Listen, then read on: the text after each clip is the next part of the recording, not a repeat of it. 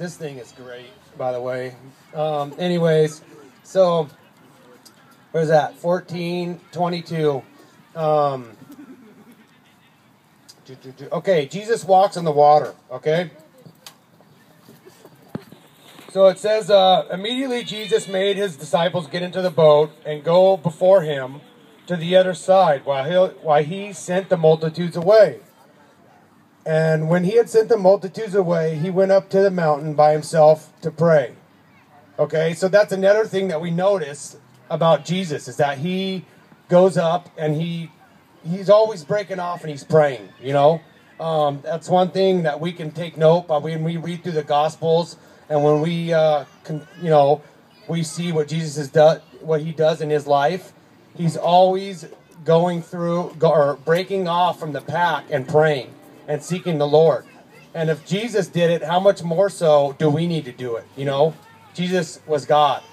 You know, so anyway, so after that it says, and when he had sent the multitudes away, he went up to the mountain by himself to pray. Now when evening came, he was alone there. But the boat was now in the middle of the sea, tossed. So the disciples were out there, but the boat was now in the middle of the sea, tossed by the waves, for the wind was contrary. So there was a storm going on, you know. So let's see. Now now in the fourth watch of the night, Jesus went to them, walking on the sea. And when the disciples saw him walking on the sea, they were troubled, and they said, "It's a ghost." They cried out for fear. So they were freaked out in the middle of the night. Some dude's walking in the middle of, probably a pretty crazy storm, I'm guessing. Jesus immediately said to him, "Be of good cheer, it is I, do not be afraid." And Peter answered him and said, "Lord, if it is of you, command me to come out onto the water."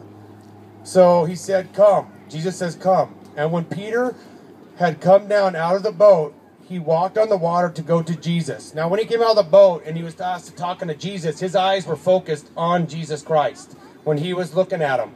And but when he saw, so he started walking on the water towards Jesus. Peter was walking on the water for a minute, and but he said when he saw that the wind was boisterous, he was afraid, and he began to sink and cried out, saying, "Save me, Lord."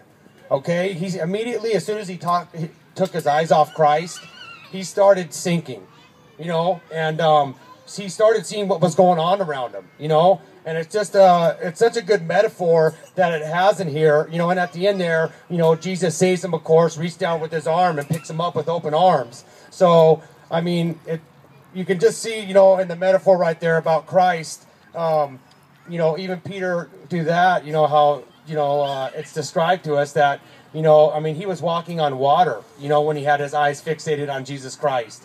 And then he just started to sink, once his eyes were off of Jesus, and his eyes came off of Jesus because he noticed everything that was around him, and that's what happens to us, we start noticing everything, all the crap that's going on around us, and we start to take our eyes off of Christ, and that's what, I do it all the time. That's what happened to me this week.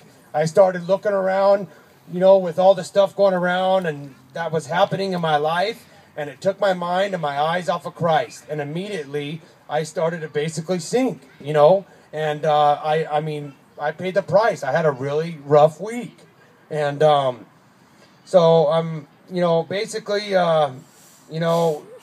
keeping our eyes on Christ. We just need to do it. In the Psalms, David cries out constantly to the Lord, to God. He's writing psalms and hymns and just crying out to him. The Psalms is a great thing to read through because, it's just constantly David talking to the Lord about his problems, just as he's just sitting here, just like you're sitting to the person next to you.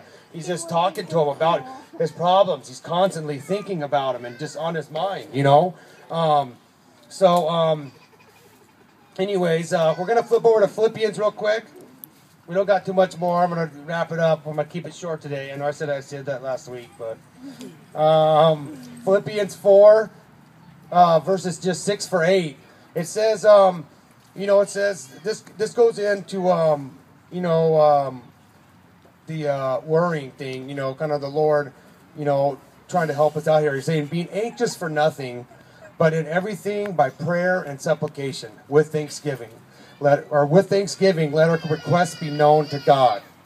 And the peace of God, which surpasses all understanding, will guard your hearts and minds through Jesus Christ. Also, meditate on whatever things are true, noble, just, pure, lovely, and praiseworthy. Meditate on these things. So, I mean, the Lord is saying, for one of the, tools right there to, stop yourself from worrying is just to, be meditated upon these good things that it talks about right there in Philippians, and to be anxious for nothing. And just through prayer and supplication and giving God thanks and letting your, talking to God about your problems, instead of sitting there and worrying about it and figuring out how you're going to deal with it fleshly, talk to the Lord about it, and the Lord will help you, I mean, like I was saying, I was in a bad place, guys, and if you could have seen where I was a year ago, you would not believe it today, what's going on in my life. But it's all because I took my problems to Jesus Christ. Every single issue that I had, I was so broken that I just was like, Lord, I don't want to make a single decision right now. Everything's going through you. I'm running it by you. And that's what I did. And, keeping our eyes on Christ definitely helps us profit from these trials, And, in James it talks about it. It says, from these trials, it says, Paul says, count it all joy when you go into these things. You fall into these various trials, knowing that that these tests that you face and stuff, knowing when you fall into various trials, knowing that the testing of our faith produces patience, which is also, endurance or perseverance, So, going through these trials can really turn us into, I guess, who Christ wants us to be. We go through these problems and these things in life, and if we handle them the right way, not worry, stress out, try to deal with it all ourselves, and we let Jesus Christ help us and deal with these issues and turn them over to Him, He's going to help us. And these trials will become a good thing, it says, okay? And it will. I mean, it happened to me more than once, okay? And it says it's going to produce, it also says, but let that patience have its perfect work, that we may be perfect or mature and complete, lacking nothing, okay? So, and it says, blessed is the man who endures temptation, for when he has been approved, he will receive the crown of life, which the Lord has promised to those who love Him, okay? And the Lord is talking about this stuff, that we go through in life, when we get all worried out, or all worried and stressed. A lot of these issues we deal with, these circumstances that are outside of us, that a lot of the times are a result of our own sin. Sometimes they're out of our control. How we deal with those issues define us, basically. And if we turn to Jesus Christ and we let Him deal with our problems, and we turn our problems to Jesus, and we're followers of Him, and we let Jesus deal with these issues, He is going to help us and take that, and then, we'll have, some problems, issues after issues, but it says after a period of time, we are going to become mature, you know what I mean, in dealing with these problems. Something's going to come along, and we're going to be like, oh, you know what, I know what I need to do. I'm going to get down on my knees and pray.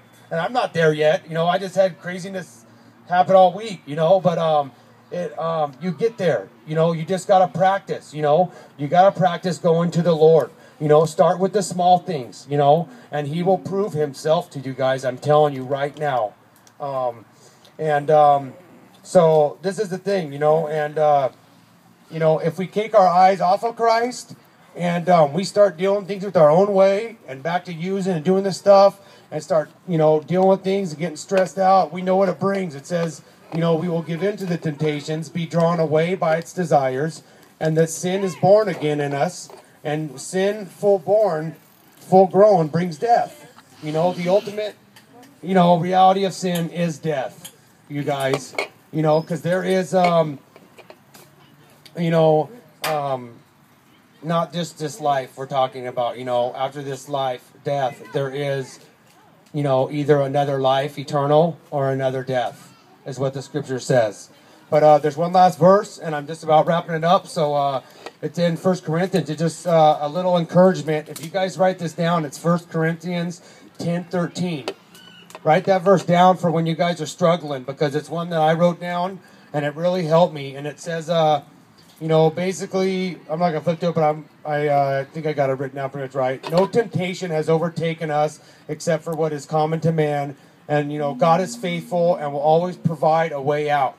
And He won't let us be tempted beyond what we are able, and make a way of escape. So God is with us, right there in 1 Corinthians 10:13.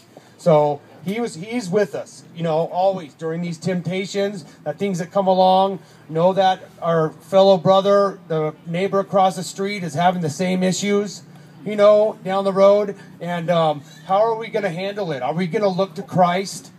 And are we going to let Jesus Christ, deal with our problems and help change our life around? Or are we just going to continue to do the same thing, Because all I know is the older I get, I know what doing the same thing gets me, I'm just older and I have a lot more problems. And the problems get a lot worse, so...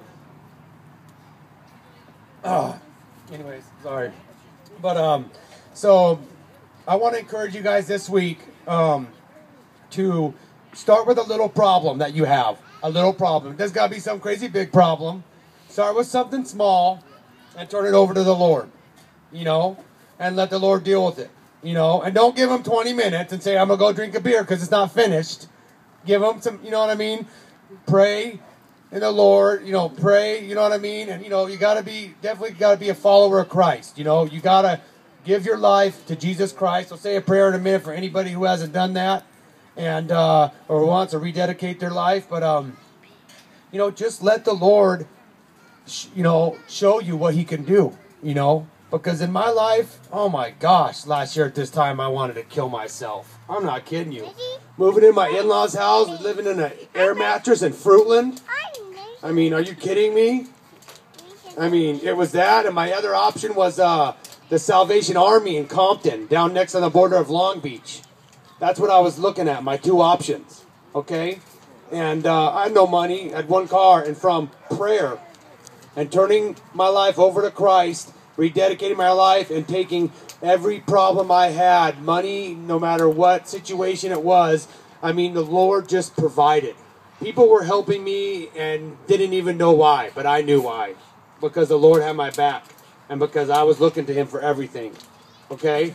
So you guys this week, try something, just something little, I don't know, whatever it is, you know what I mean? But whatever issues you guys are dealing with, take something small and just turn it over to the Lord, So let's pray real quick. We're going to pray. And do you want to do a little song and then we'll pray too? Okay.